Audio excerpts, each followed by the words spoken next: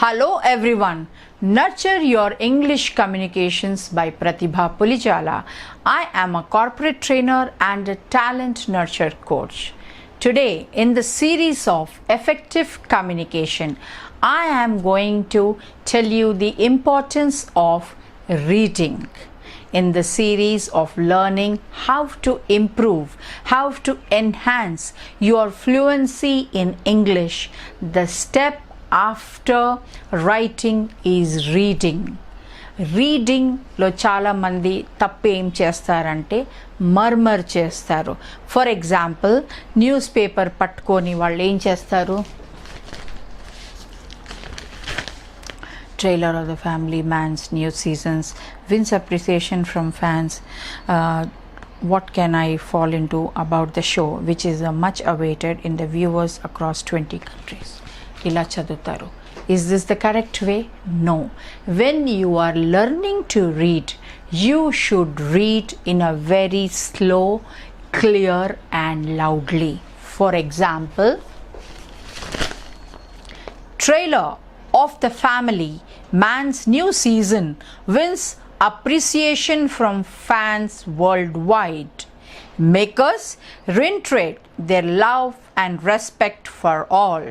Promise well-balanced portrayal of all parties concerned. అలా ఒక్కొక్క వర్డ్ని స్పష్టంగా, క్లియర్గా, లౌడ్గా చదవాలి.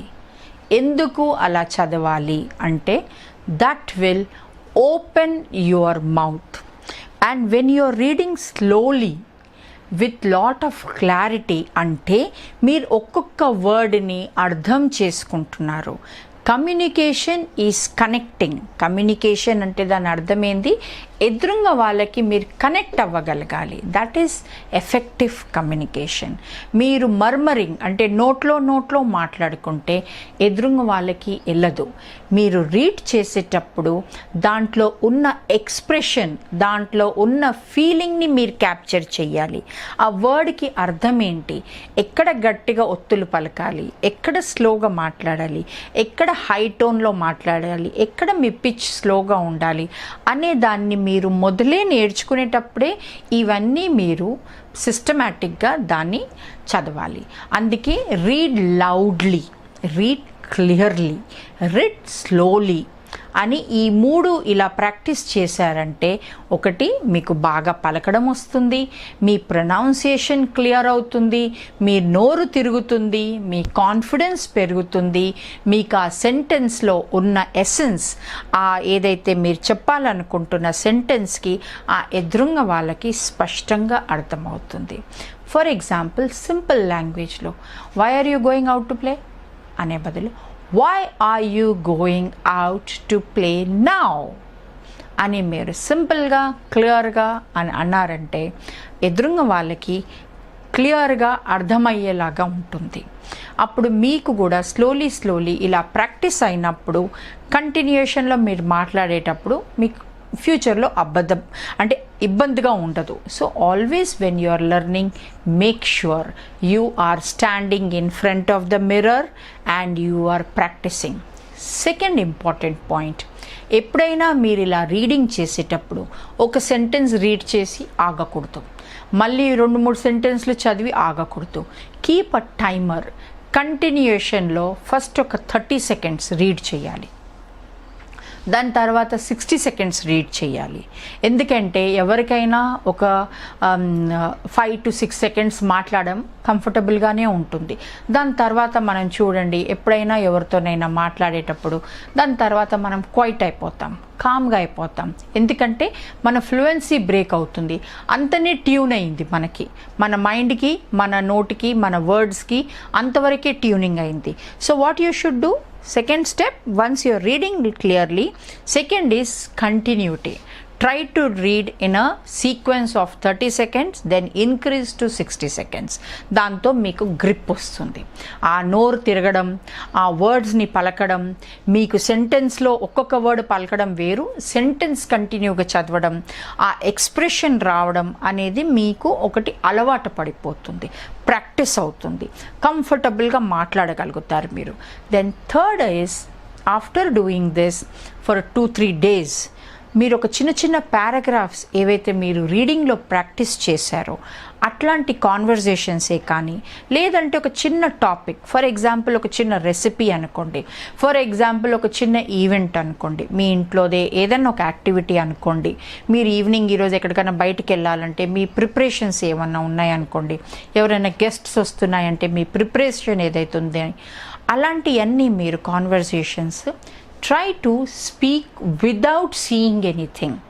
Third step should be you should not see anywhere and speak in a fluent and loudly and clearly, non-stop. First start with 20 seconds, go to 30, then go to 60. ఇలా మీరు practice చేస్తూ ఉండాలి. First చూసి ప్రాక్టీస్ చేయాలి, తర్వాత మీరు paragraphs ఏవైతే రాశారో వాటిని కాన్వర్జేషన్గా ప్రాక్టీస్ చేయాలి. కాన్వర్జేషన్గా ప్రాక్టీస్ చేసినప్పుడు ఏమి ఇంప్రూవ్ అవుతుంది? మీ ఎక్స్ప్రెషన్, మీ కాన్వర్జేషన్లో ఉన్న కమ్యూనికేషన్లో ఉన్న పిచ్.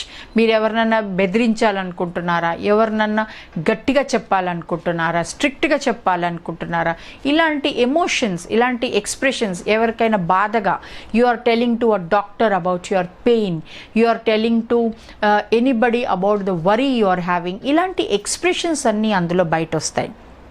అలాంటప్పుడు ఏమవుతుంది? You will get practised to all the emotions in a very comfortable manner. So every time you choose, don't jump.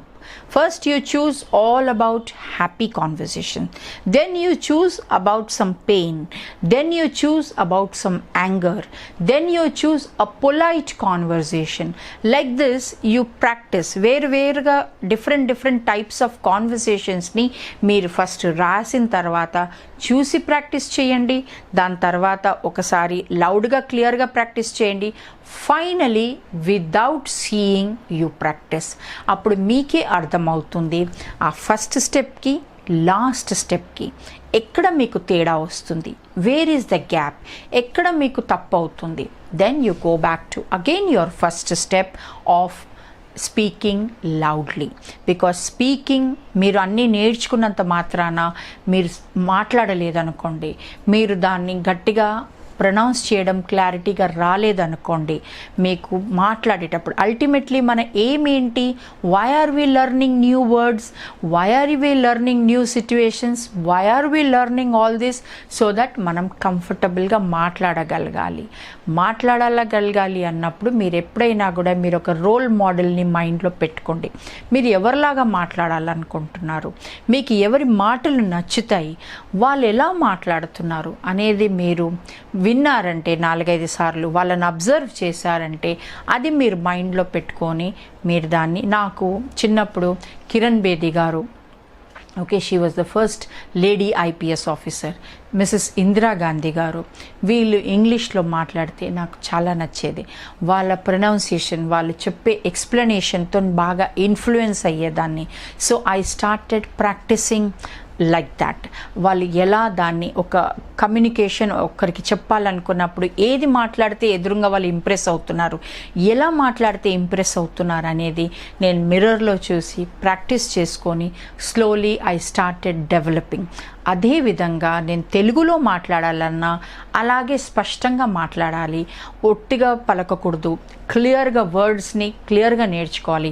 Hindi మాట్లాడాలన్నా అలాగే నేను స్పష్టంగా మాట్లాడాలి, వాటి మీనింగ్ తెలియాలి, వాటి సెంటెన్సెస్ ఫ్రేమ్ చేసుకోవాలని అలా ప్రాక్టీస్ చేశాను. I always practised it. Practice makes a man perfect. మీకు ఎంత బుక్ నాలెడ్జ్ ఉన్నా, ఎంత సబ్జెక్ట్ మీద నాలెడ్జ్ ఉన్నా, మీరు అది ప్రాక్టీస్ చేయకపోతే it is waste. And there is nothing to shy about practising. Practicing is good. It is a healthy way of learning. You can practice. Again, I am telling you, learn English as a language. You will be able to learn it faster. Okay, wishing you best of luck for happy learning and happy speaking English language. Thank you very much.